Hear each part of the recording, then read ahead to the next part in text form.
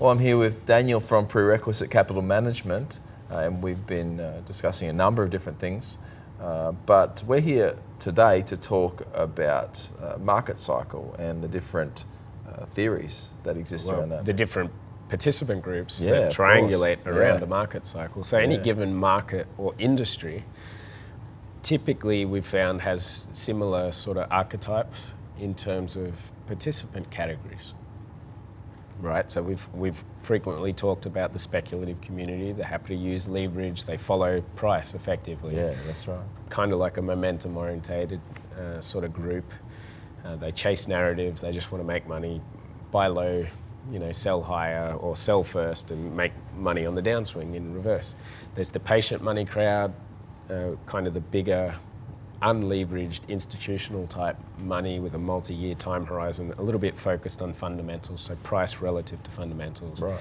We also have a group in any given market or industry even, which is sort of the retail participants.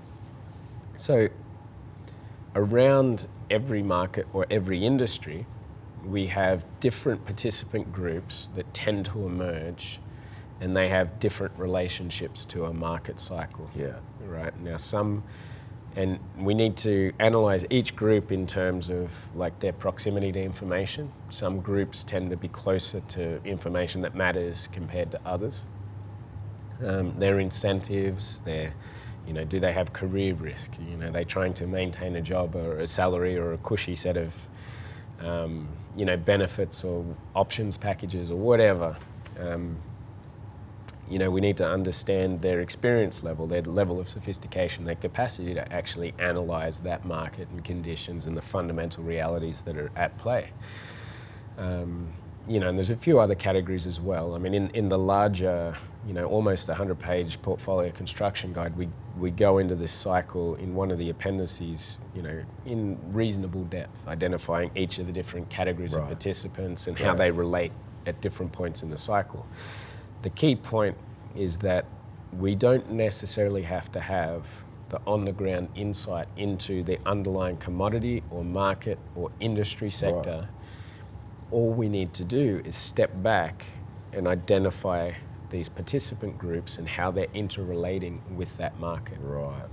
So there's a group that tends to prevail or crystallize in all markets or every given market or industry, which is a career risk kind of professionals group. And so they're first and foremost cognizant of keeping their jobs. And so they typically get pressured by boards or shareholders or whatever. And even a lot of board members, unfortunately, fall into this category where they're doing the popular thing. And so they tend to be very cyclical in nature. So at the cyclical extremes, they're probably doing the wrong thing.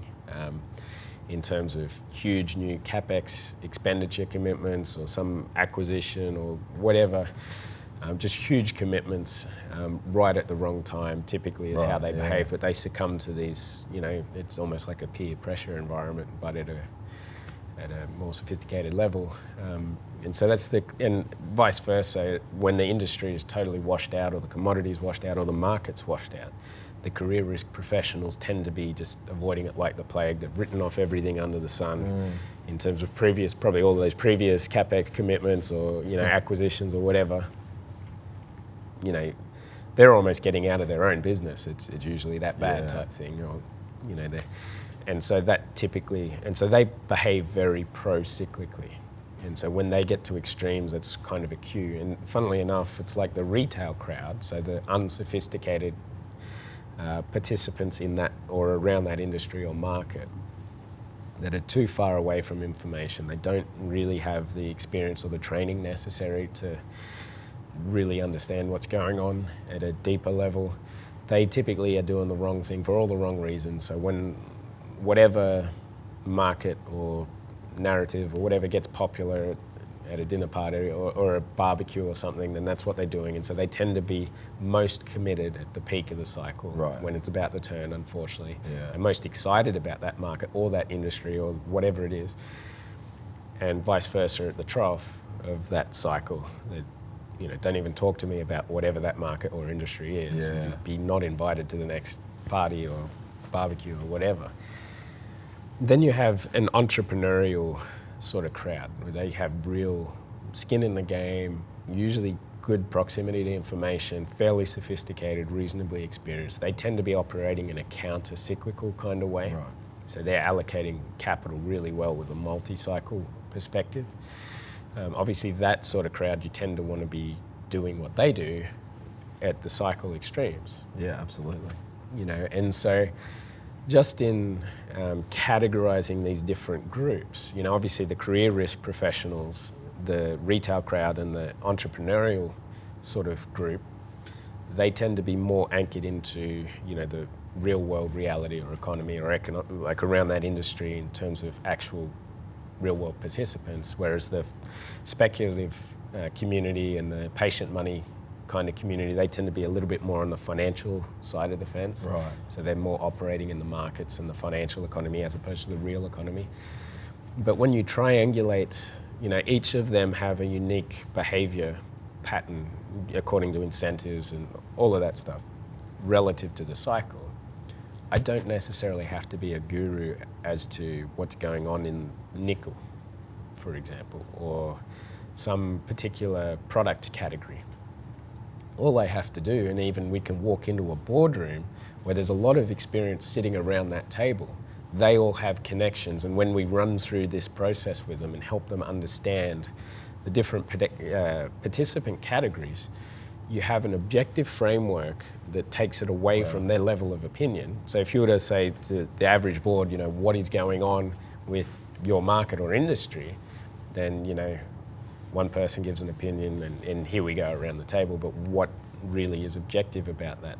They might be good opinions, but we don't really have a unifying framework to have a really robust conversation around and really challenge opinions and perceptions. But if we interject this sort of a framework, all of a sudden everyone around that table knows people in each of those categories. Yeah, so they know what they are doing. Even us as outside consultants or analysts, we know how to analyse these different participant groups and gain that information anyway. It's all publicly available. They leave footprints everywhere when you triangulate these groups and their actions and behaviours. But the real beauty of this with a board setting or a committee setting is that they all know people that fit into these categories, and so they can all objectively go, okay, what is this category of participant group doing? And they'll all go, oh, well, they're doing this, which implies they're at this point in the cycle. What's this category doing? This, et cetera, et cetera. And so you've just pulled out of them their network and their broader expertise as to what's really going on in that industry. And we now know where the cycle's really at. That's fantastic. In an objective way, right? And then they can all see that themselves. Yeah. And so you unify the board, and so all of a sudden, or the committee or whatever, all of a sudden they have an objective way to reach a point of unity and consensus and conviction in action. Yeah, absolutely. Right, and it's very testable. It's not based on any one person's perspective or opinion. Yeah, that's right. And we can then verify all of this with data and all of this sort of thing for the different groups. And so their anecdotal experience and networks, we can draw that out of them. That's fantastic. And then we can corroborate that or check it against actual data sets, which is, we spend a lot of time going into. But see, this can be applied to every industry, every product category, even the very abstract ones, markets. And so we don't have to be a guru at some commodity market and understand all the intricacies of everything under the sun. We just have to observe how do the participant groups break down and what are they doing? Yeah, that's amazing. We play the players is we read the people and we see what they are doing. Not so much, actually, it's interesting what they say sometimes because from a behavioural cue, it kind of, everything about them says something about them, so whether it's at an individual level or a group level.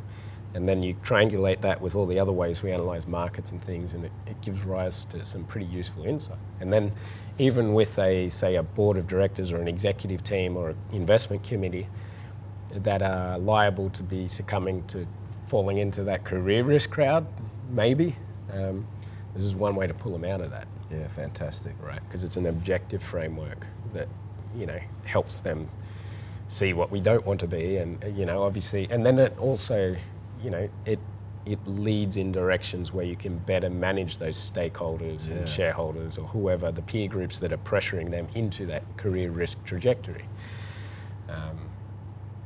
Anyway, and so it's just an example of how we triangulate insight. And this is a service that you as prerequisite capital management we can provide. facilitate. Well, we do this ourselves anyway for markets. Yeah, of course. Right. So you can offer this as a service to any group. Yes, and you can facilitate teams, you can facilitate committees or boards or whatever, and it's just we help people become a little bit more objective about what they're doing. Brilliant. And we can draw out expertise where it's hard to objectively draw that out sometimes. But yes. Brilliant.